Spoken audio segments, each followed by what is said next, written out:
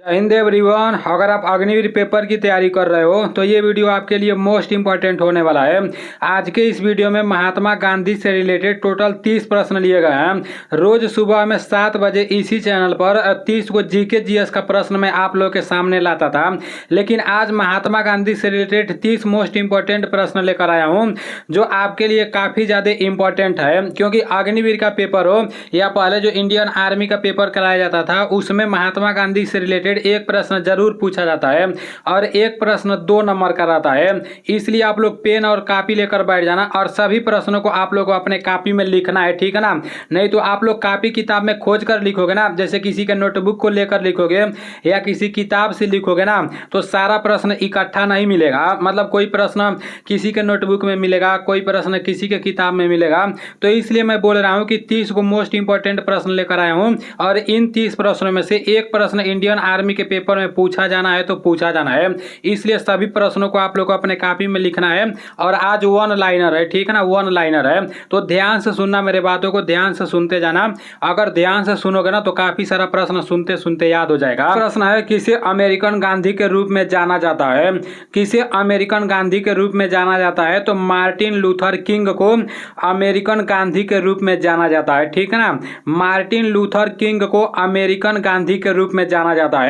इस वीडियो में जितना भी प्रश्न लिया गया है ना, अगर ये प्रश्न आपके अग्निवीर के पेपर में नहीं पूछा जाएगा तो ये प्रश्न पूछा जा सकता है, अगर ये प्रश्न नहीं पूछा जाएगा तो ये प्रश्न पूछा जा सकता है, लेकिन इसमें से एक प्रश्न जरूर पूछा जाएगा। आप कोई भी अग्निवीर का पेपर उठाकर देख लेना या इंडियन आर्मी का पेपर उठाकर देख लेना, महात्मा गांधी से एक प्रश्न जरूर पूछता है। इसलिए सभी प्रश्नों को अपने कॉपी में लिखना है, ठीक है ना।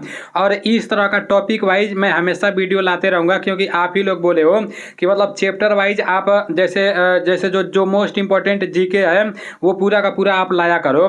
तो मैं जैसे हमेशा चैप्टर वाइज जीके जैसे खोज के इकट्ठा कर करके, चाहे 30 को मोस्ट इंपॉर्टेंट बनेगा या 40, वैसे तो बहुत सारा जीके प्रश्न बनता है या जीएस का प्रश्न बनता है, लेकिन जो आर्मी से मतलब मिलता जुलता है ना, जो आर्मी लेवल का है, वही प्रश्न मैं आप लोगों के सामने लाऊंगा।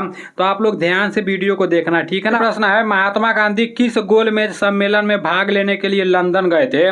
तो महात्मा गांधी किस गोलमेज सम्मेलन में भाग लेने के लिए लंदन गए थे? द्वितीय गोलमेज सम्मेलन में, ठीक है ना। मोस्ट इंपॉर्टेंट प्रश्न है, ये प्रश्न भी आप लोगों को पता होना चाहिए। महात्मा गांधी किस गोलमेज सम्मेलन में भाग लेने के लिए लंदन गए थे? तो महात्मा गांधी द्वितीय गोलमेज सम्मेलन में भाग लेने के लिए लंदन गए थे। नेक्स्ट प्रश्न की तरफ चलते हैं। नेक्स्ट प्रश्न है कि गांधी जी को राष्ट्रपिता किसने कहा था? मोस्ट इंपॉर्टेंट प्रश्न है, इसको आप लोग अपने कॉपी में लिखो फटाक से। गांधी जी को राष्ट्रपिता किसने कहा था? तो गांधी जी को राष्ट्रपिता सुभाष चंद्र बोस जी ने कहा था, ठीक है ना। गांधी जी को राष्ट्रपिता किसने कहा था? इसका राइट आंसर सुभाष चंद्र बोस हो जाएगा। Subhash Chandra Bose is right answer. Next प्रश्न है कि महात्मा गांधी जी के राजनीतिक गुरु कौन थे? महात्मा गांधी जी के राजनीतिक गुरु कौन थे? तो महात्मा गांधी जी के राजनीतिक गुरु गोपाल कृष्ण गोखले थे। ध्यान से आप लोगों को सुनते हुए चलना है। महात्मा गांधी जी के राजनीतिक गुरु कौन थे? तो गोपाल कृष्ण गोखले थे, ठीक है ना। महात्मा गांधी जी के राजनीतिक गुरु कौन थे? गोपाल कृष्ण गोखले थे। नेक्स्ट प्रश्न है कि गांधी जी ने सबसे पहला सत्याग्रह कहाँ पर शुरू किया? गांधी जी ने सबसे पहला सत्याग्रह कहाँ पर शुरू किया? तो ये बिहार से शुरू किया, बिहार के चंपारण से। अभी जिन लोगों का आर्मी का पेपर हो गया था, जैसे एयरफोर्स वालों का, मतलब जिन लोगों का ज्वाइनिंग बाकी था, तो वो लोग भी चंपारण से आंदोलन शुरू किया है, ठीक है। और गांधी जी ने पहला सत्याग्रह कहाँ से शुरू किया था? तो ये बिहार के चंपारण से शुरू किए थे। नेक्स्ट प्रश्न है कि रविंद्रनाथ टैगोर को गुरुदेव की उपाधि किसने दी थी? रविंद्रनाथ टैगोर को गुरुदेव की उपाधि किसने दी थी? तो महात्मा गांधी जी ने रविंद्रनाथ टैगोर को गुरुदेव की उपाधि दी थी, ठीक है ना। महात्मा गांधी जी ने रविंद्रनाथ टैगोर को गुरुदेव की उपाधि दी थी। रविंद्रनाथ टैगोर को गुरुदेव की उपाधि किसने दी थी? महात्मा गांधी जी ने दी थी। नेक्स्ट प्रश्न है कि गांधी जी को महात्मा की उपाधि किसने दी? अब यहाँ पर ऊपर पूछा जा रहा है कि रविंद्रनाथ टैगोर को गुरुदेव की उपाधि किसने दी? तो रविंद्रनाथ टैगोर को गुरुदेव की उपाधि महात्मा गांधी जी ने दी। और गांधी जी को महात्मा की उपाधि किसने दी? तो ये रविंद्रनाथ टैगोर ने दी, ठीक है ना। रविंद्रनाथ टैगोर को गुरुदेव की उपाधि महात्मा गांधी जी ने दी और गांधी जी को महात्मा की उपाधि रविंद्रनाथ टैगोर ने दी, ठीक है ना। प्रश्न है महात्मा गांधी जी के जन्म दिवस को किस रूप में मनाया जाता है। तो महात्मा गांधी जी के जन्म दिवस को किस रूप में मनाया जाता है, यह भी मोस्ट इंपॉर्टेंट प्रश्न है। महात्मा गांधी जी के जन्म दिवस को अहिंसा दिवस के रूप में मनाया जाता है। 2 अक्टूबर को अहिंसा दिवस के रूप में मनाया जाता है, ठीक है ना, क्योंकि 2 अक्टूबर को महात्मा गांधी जी का जन्म हुआ था। महात्मा गांधी जी के जन्म दिवस को किस रूप में मनाया जाता है, अहिंसा दिवस के रूप में मनाया जाता है। नेक्स्ट प्रश्न है कि महात्मा गांधी जी की उपाधि स्थल का मतलब क्या कहलाता है, क्या नाम है। मोस्ट इंपॉर्टेंट प्रश्न है, यह भी बहुत बार पूछा गया है। जितना भी प्रश्न बता रहा हूं ना, सभी प्रश्न इंपॉर्टेंट है। सभी प्रश्न आपके कॉपी में लिखा हुआ होना चाहिए और याद होना चाहिए। मुझे नहीं पता है कि आप लोग किस तरह से याद करोगे, लेकिन याद होना चाहिए तो होना चाहिए, ठीक है ना। अगर फौजी बनना है, फौज का वर्दी पहनना है, AK-47 चलाना है, पैरा कमांडो में जाना है ना, तो भाई याद तो करना ही पड़ेगा। महात्मा गांधी जी की उपाधि स्थल क्या कहलाता है, तो ये राजघाट कहलाता है। Rajghat is right answer. Rajghat कहाँ पे है, तो दिल्ली में है, ठीक है ना। नेक्स्ट प्रश्न है करो या मरो का नारा का संबंध किस आंदोलन से है। करो या मरो का नारा का संबंध किस आंदोलन से है, तो भारत छोड़ो आंदोलन से है। करो या मरो का नारा किस आंदोलन से है, मतलब करो या मरो का नारा का संबंध किस आंदोलन से है, तो भारत छोड़ो आंदोलन से है। नेक्स्ट प्रश्न है कि महात्मा गांधी की आत्मकथा का क्या नाम है। महात्मा गांधी की आत्मकथा का क्या नाम है, तो माई एक्सपेरिमेंट ट्रूथ, सत्य के साथ मेरे प्रयोग, ठीक है ना। ये आप लोगों को लिख लेना है, कई बार पूछा जाता है कि महात्मा गांधी की आत्मकथा का क्या नाम है। ऐसा ही प्रश्न पूछ दिया जाता है। जो आसान आसान रहता है वो तो सब लोग याद कर लेते हैं, लेकिन जो थोड़ा कठिन रहता है वो लोग सोचते हैं यार एगो नहीं याद करेंगे तो काम चल जाएगा। तो मेरे भाई जो एगो नहीं याद करोगे ना वही पूछ देता है, इसलिए आप लोग इसको याद कर लेना कि महात्मा गांधी की आत्मकथा का क्या नाम है, तो माई एक्सपेरिमेंट ट्रूथ नाम है, ठीक है ना। नेक्स्ट प्रश्न है कि महात्मा गांधी का जन्म दिवस अंतर्राष्ट्रीय स्तर पर किस रूप में मनाया जाता है। अभी मैं आप लोगों को ऊपर ही बता दिया हूं, अहिंसा दिवस के रूप में मनाया जाता है महात्मा गांधी जी का जन्म दिवस, ठीक है ना। अंतर्राष्ट्रीय स्तर पर किस रूप में मनाया जाता है, अहिंसा दिवस के रूप में मनाया जाता है। नेक्स्ट प्रश्न है महात्मा गांधी जी ने किस कानून को काला कानून कहा था। महात्मा गांधी जी ने किस कानून को काला कानून कहा था, तो महात्मा गांधी जी ने रॉलेट एक्ट को काला कानून कहा था, ठीक है ना। महात्मा गांधी जी ने किस कानून को काला कानून कहा था, तो रॉलेट एक्ट हो जाएगा। Rowlatt act is right answer. Next प्रश्न है कि गांधी जी दक्षिण अफ्रीका में कितने वर्ष रहे। गांधी जी दक्षिण अफ्रीका में कितने वर्ष रहे थे, तो 21 वर्ष रहे थे। अभी हम लोग कहीं चले जाते हैं, अगर 1 साल रह लेते हैं तो जैसे लगता है यार मतलब 40-50 साल से रह रहे हैं, और कितना अजीब लगने लगता है। और देखो यहाँ पर बोला जा रहा है कि गांधी जी ने दक्षिण अफ्रीका में कितने वर्ष रहे थे। अब सोचो गांधी जी ने दक्षिण अफ्रीका में 21 वर्ष रहे थे। 21 वर्ष मेरे भाई, आप लोग सोचो ये लोग कैसे महान पुरुष थे। तो दक्षिण अफ्रीका में 21 वर्ष रहना है, ये कोई आसान बात नहीं है, आप लोग खुद सोच कर देखो, ठीक है ना। तो जब भी पूछेगा कि गांधी जी दक्षिण अफ्रीका में कितने वर्ष रहे थे, तो 21 वर्ष रहे थे। नेक्स्ट प्रश्न है कि जलियांवाला बाग में गोली चलाने का आदेश किसने दिया था, तो जलियांवाला बाग में गोली चलाने का आदेश जनरल डायर ने दिया था, ठीक है ना। जलियांवाला बाग में गोली चलाने का आदेश किसने दिया था, तो जनरल डायर ने जलियांवाला बाग में गोली चलाने का आदेश दिया था। सभी लोगों के दिमाग में फिट होना चाहिए। नेक्स्ट प्रश्न है कि भारत और पाकिस्तान का विभाजन किस योजना के अंतर्गत हुआ था। भारत और पाकिस्तान का विभाजन है किस योजना के अंतर्गत हुआ था, तो माउंट बेटन योजना हो जाएगा, ठीक है ना। मोस्ट इंपॉर्टेंट प्रश्न है, ये प्रश्न पूछा जा सकता है क्योंकि देखो भारत पाकिस्तान से काफ़ी ज़्यादा विवाद रहता है, आप सभी लोगों को पता होगा। तो इसलिए आप लोगों को पता होना चाहिए कि भारत और पाकिस्तान का विभाजन किस योजना के अंतर्गत हुआ था, तो भारत और पाकिस्तान का विभाजन माउंट बेटन योजना के अंतर्गत हुआ था। नेक्स्ट प्रश्न है कि साइमन कमीशन का भारत आगमन किस वर्ष हुआ था। साइमन कमीशन का भारत आगमन किस वर्ष हुआ था, ये भी मोस्ट इंपॉर्टेंट प्रश्न है।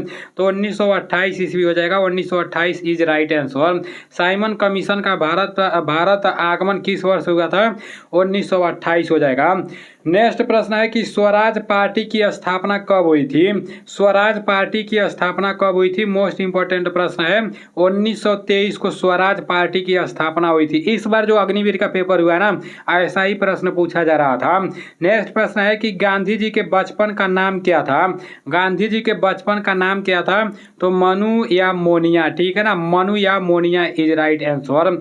नेक्स्ट प्रश्न है कि महात्मा गांधी पहली बार दक्षिण अफ्रीका कब गए थे। महात्मा गांधी पहली बार दक्षिण अफ्रीका कब गए थे, तो महात्मा गांधी पहली बार दक्षिण अफ्रीका 1893 में गए थे, ठीक है ना। याद रखना, महात्मा गांधी पहली बार दक्षिण अफ्रीका कब गए थे, तो महात्मा गांधी पहली बार दक्षिण अफ्रीका कब गए थे, 1893 में गए थे। और महात्मा गांधी दक्षिण अफ्रीका में कितने वर्ष रहे थे, ये आप सभी लोगों को बताना है। अभी ऊपर मैं आप लोगों को बताया हूँ और कई बार बताया हूँ, तो सभी लोगों को पता होना चाहिए कि महात्मा गांधी पहली बार दक्षिण अफ्रीका कब गए थे और वहां पर कितने वर्ष रहे थे। नेक्स्ट प्रश्न है कि महात्मा गांधी ने असहयोग आंदोलन की शुरुआत कब की थी। महात्मा गांधी ने असहयोग आंदोलन की शुरुआत कब की थी, तो 1920 में असहयोग आंदोलन की शुरुआत हुई थी। मोस्ट इंपॉर्टेंट प्रश्न है, ठीक है ना। महात्मा गांधी ने असहयोग आंदोलन की शुरुआत कब की थी, तो 1920 में की थी। अभी देखो यार, मेरा गला धीरे धीरे सही हो रहा है, जैसे मेरा गला एकदम खराब हो गया था, तो अब कोई दिक्कत नहीं होगा, ठीक है ना। अब आराम से आप वीडियो बनेगा। नेक्स्ट प्रश्न है कि महात्मा गांधी असहयोग आंदोलन कब वापस ले लिया। यहाँ पर बोला जा रहा है कि महात्मा गांधी ने असहयोग आंदोलन की शुरुआत कब की थी, तो असहयोग आंदोलन की शुरुआत 1920, ठीक है ना।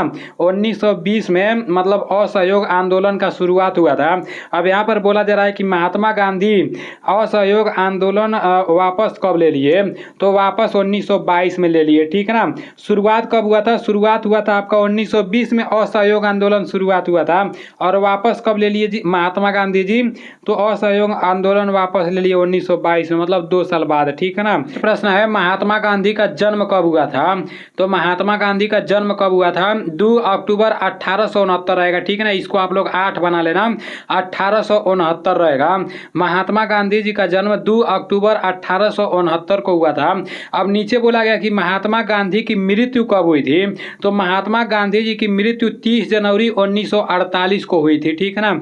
ये दोनों प्रश्न मोस्ट इंपॉर्टेंट प्रश्न है। कभी कभी तो पूछ देता है ना, मतलब 30 जनवरी जैसे शहीद दिवस के रूप में मनाया जाता है, ऐसा प्रश्न पूछ देता है, जैसे दिवस के रूप में मनाया जाता है। और महात्मा गांधी जी की मृत्यु कैसे हुई थी, तो नथुराम गोडसे ने महात्मा गांधी जी को गोली मारी थी, ठीक है ना। महात्मा गांधी जी का जन्म कब हुआ था, तो 2 अक्टूबर 1869 को महात्मा गांधी जी का जन्म हुआ था, और महात्मा गांधी जी की मृत्यु 30 जनवरी 1948 को हुआ था, ठीक है ना।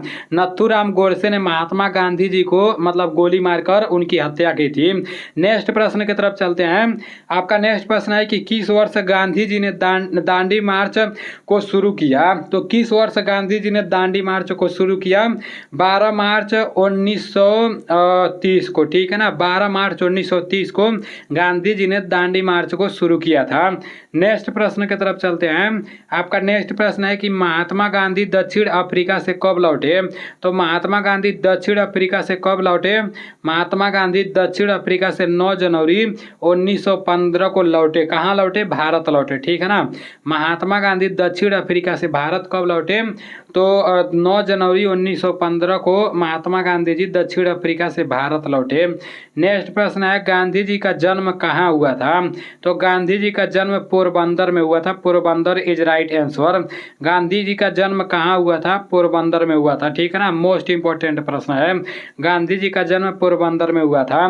नेक्स्ट प्रश्न है गांधी जी ने साबरमती आश्रम की स्थापना कब की थी, तो 1917 में गांधी जी ने साबरमती आश्रम की स्थापना कब की थी, तो गांधी जी ने साबरमती आश्रम की स्थापना 1917 में की थी, ठीक है ना। गांधी जी ने साबरमती आश्रम की स्थापना कब की थी, तो 1917 में की थी। गांधी जी ने साबरमती आश्रम की स्थापना 1917 में की थी।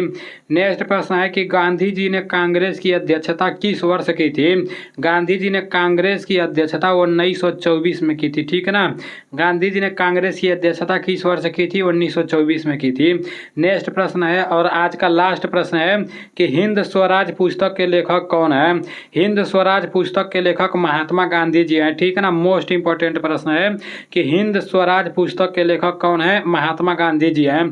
अभी आप लोग के 30 प्रश्न समाप्त हो चुके हैं। इन 30 प्रश्नों में से आपका कितना प्रश्न सही हुआ है ईमानदारी पूर्वक से कमेंट करके बताना। और ये जो पीडीएफ है ना, ये पूरा का पूरा पीडीएफ मैं अपने टेलीग्राम चैनल में भेज दूंगा। टेलीग्राम चैनल नीलेश ब्लॉग के नाम से है, उसका लिंक मैं डिस्क्रिप्शन में भी दे दूंगा और अबाउट में भी आप लोग को मेरे टेलीग्राम चैनल का लिंक मिल जाएगा। जितना लोग अभी तक मेरे टेलीग्राम चैनल में नहीं जुड़े हो तो पता नहीं किस दुनिया में जी रहे हो यार, फटाक से जाओ मेरे टेलीग्राम चैनल में जुड़ जाओ। तो मिलते हैं अगले वीडियो में। जय हिंद, वंदे मातरम, इंकलाब जिंदाबाद।